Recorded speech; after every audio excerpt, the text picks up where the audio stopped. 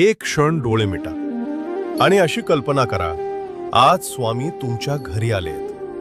दार उघडताच समोर स्वामी उभे आहेत. शांत चेहरा, डोळ्यांत माया. ते आत येतात. कसलाही प्रश्न न विचारता तुमच्या बाजूला बसतात आणि हळूच म्हणतात, तू खूप काही सहन केलेस आणि तरीही तू उभा आहेस. हेच तुझं खरं सामर्थ्य आहे.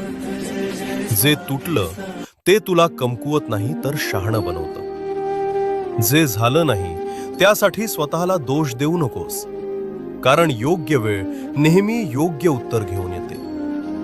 स्वामी तुमच्याकडे शांत नजरेनं पाहतात आणि पुढे म्हणतात, आयुष्य तुला तोडायला आलं नाही, ते तुला घडवायला आलंय. त्या एका क्षणात मन हलकं होतं, श्वास शांत होतो आणि आत कुठेतरी नवी उमेद जागी होते.